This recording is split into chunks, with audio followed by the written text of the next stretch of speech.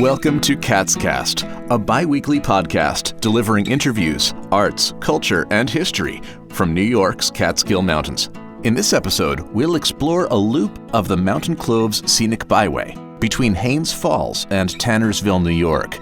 The Haines Falls Stewart's Shop is at one end of the loop, and Mama's Boy Burgers is at the other. We'll hear the origins of the historic Onteora Club, discover All Souls Church, and explore Deer Mountain Inn and the Mountain Top Arboretum. Cyndi LaPierre and Dede Thorpe are our tour guides. I'm Cyndi LaPierre. I'm the president of the Mountain Top Historical Society. I've lived on the mountaintop for 48 years. And you can still walk and talk.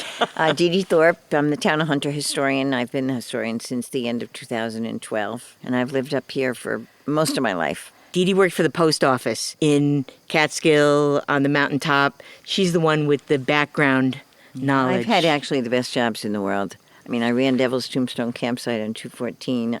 I ran Hunter Mountain Fire Tower for 9 years, North Lake for 1 year, the Postal Service. I've had some good jobs. Yeah. That's us. All right, so we're just off of Route 25 on what they're calling the Tannersville Bike Park. This property was all purchased by the Hunter Foundation, and then it's been repurposed, okay? Hathaway, which is the empty building that we're going to drive past after we leave this spot, was built by V. Everett Macy. He's a relative of the department store Macy's, and his branch of the family made their money in oil, and they were bought up at some point by Standard Oil. This Everett Macy, V. Everett Macy, was one of the first two automobile owners, and he brought an automobile to the park in 1906, and the park people went absolutely, they did not want one of those damn machines in their park. And so it was 10 years later when they approved automobiles. Okay. But he had quite the personality. I guess he was quite lively. And the story about the name Hathaway is that his wife had certain designs as in terms of what she wanted, and either she wanted the stone wall or she wanted the house a certain way, but I think she wanted the stone wall. And he said, well, you can have the stone wall or you can have a trip to Europe. And she said, oh, okay, we'll take the trip to Europe. So they went to Europe, and she had arranged that when they came back, the stone wall was up. So she Hathaway. She Hathaway. Okay, is the story on that one. The house is beautiful. It has 8 to 12 bedrooms and 11 bathrooms. The other fantastic part of that house as you go in, it's all pre-blight chestnut. Beautiful chestnut everywhere. It's a beautiful building. It's owned by Hunter Foundation. They sometimes have fundraisers that they run there. They've done plays with the Green Room Players. It's not regularly occupied. We're on a trailhead built by the Hunter Foundation back into this property that goes behind Hathaway and then down to the Arboretum.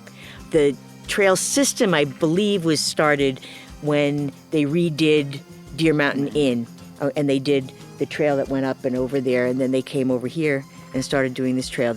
If you're driving up from Stewart's, you can find the entrance to these trails on the left, followed on your right by a sign for the Deer Mountain Inn. We are in the parking lot at what is now called Deer Mountain Inn. We're on County Route 25, still in the village of Tannersville. This house was built as part of Onteora Park. This was Onteora, by a man named John Gary Evans, all right, who was born in 1863 and died in 1942. He is from South Carolina, came north, went to Union College, became a politico, and at the age of 31, he became the 85th governor of South Carolina. But he married a woman from Waterbury, Connecticut, named Emily Mansfield Plume, and he built her a beautiful home up here. Like everything else here, it's gone through a number of different incarnations before it became this Deer Mountain Inn. When you're driving up County Route 25, you will see the sign for Deer Mountain Inn. Turn in, you can park up near the big house. Great restaurant, wonderful place for a special occasion. The landscaping is amazing, and the trail starts right behind the house and goes up over the mountain down toward Colgate Lake, or you can go the other direction and cross 25 into the section where the Tannersville Bike Park is and follow that around behind Hathaway and even into the Mountain Top Arboretum. This episode is sponsored by Mama's Boy Burgers. Every Mama's Boy burger is made from local, humanely raised, grass-fed beef right here on the mountaintop. Stop in for a burger, fries, and a milkshake, or for a cone of creamy frozen custard. Mama's Boy Burgers is located at the only traffic light in Tannersville. Open daily at 11:30. Great food in the great outdoors. Mama's Boy. We're now at the top of the loop. County Route 25 is now intersecting with County Route 23C. And back in the day, when Candace Thurber Wheeler, who started Onteora Club, first came up here, this was called the Crossings. It's a lovely little spot. There's this island, and on that island is All Souls Church. Early on in Onteora Club, there were people that would get together on Sundays for church services, usually in somebody's house. Eventually, they got around to saying, it'd be good to have a place for worship. This church was designed by George Reed, who was an artist, but he designed a lot of buildings, homes in Onteora, buildings in the area. A lot of the people who were up here originally were Episcopalian, but they believed totally that any denomination should be welcome, and so they built the church with that in mind. Anyone requesting a service, whatever it happened to be, they would set that up. In 1914, there was an influenza epidemic, and at that point, they even ended up inviting in a Catholic priest for masses because people had been quarantined and they needed to set that up here. They call it All Souls Church because it literally served all souls. Candace Thurber Wheeler was an artisan who was part of the Louis Comfort Tiffany group in New York City. She grew up in Delhi, New York, which is west of here, in the country, but went to New York City and got involved with Associated Artists, which was Tiffany's workshop. She was known as the mother of interior design, is what she was known for. She was an early feminist. Her mission in life was to help get jobs for women.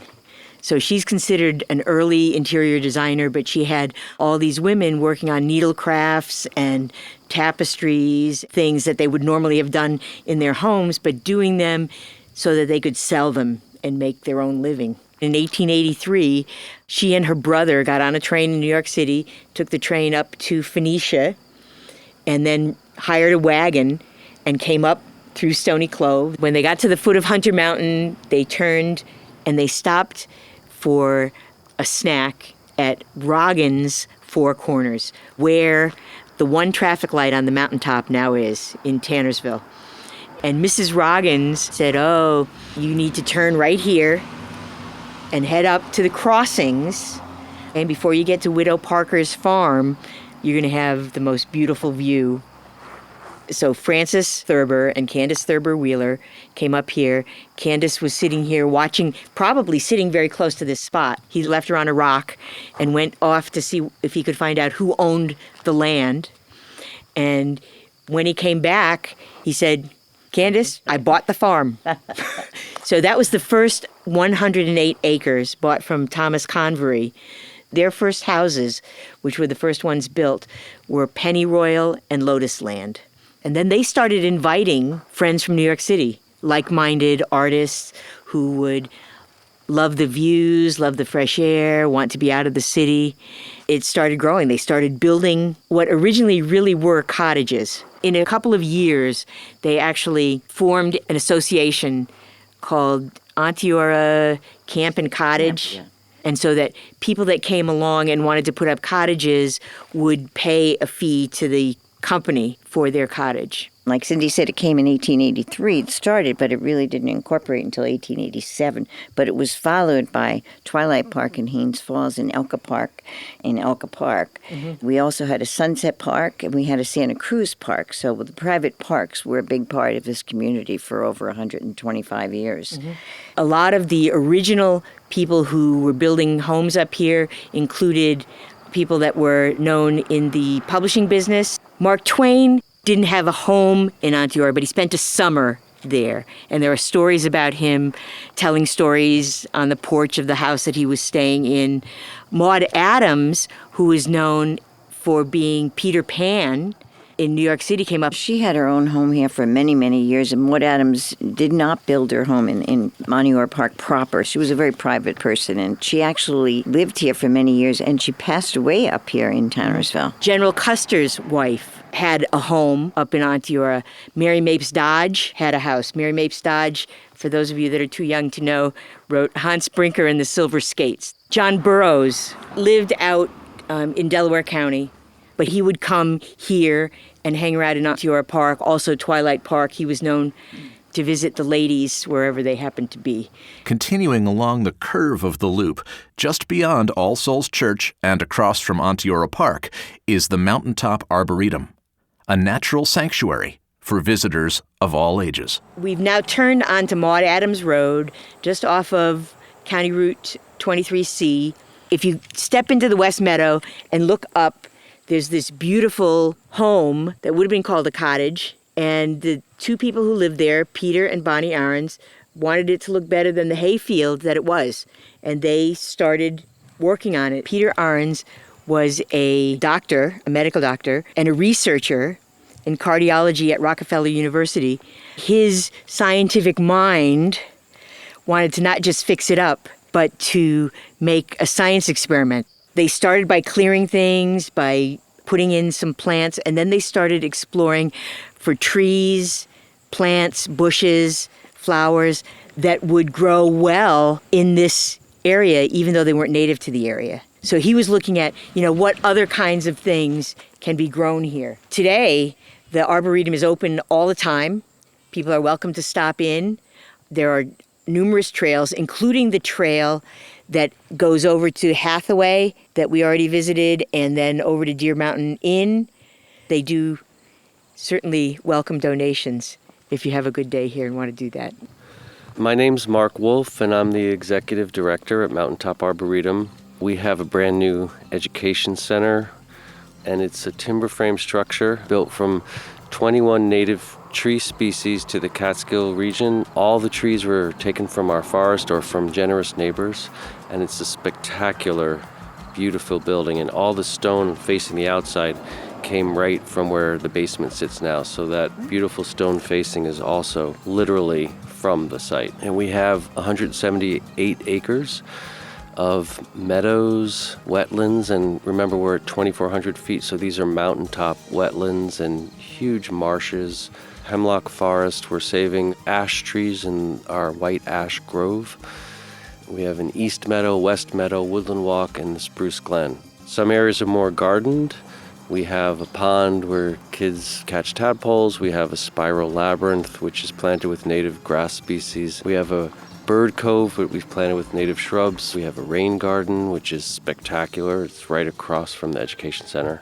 I'm looking down at the bedrock. This is Devonian bedrock, and that's a great feature of the meadow too, from 375 million years ago. You can see where the glaciers scraped it away 10 to 15,000 years ago. We have the oldest recorded bog in the Catskills on our property.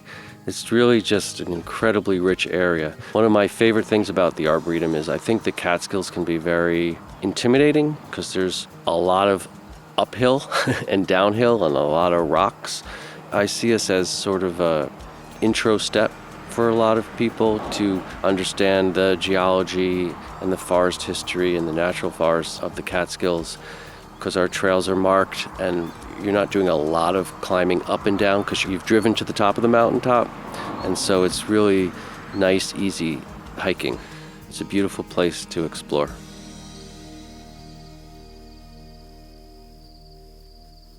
Thanks to Cyndi LaPierre, Dede Thorpe, and Mark Wolf.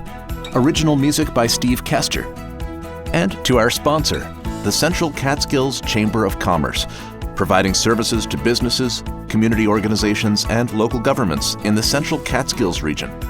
Follow the Central Catskills Chamber of Commerce on Facebook and sign up for a weekly email of local events at centralcatskills.com. Catscast is a production of Silver Hollow Audio.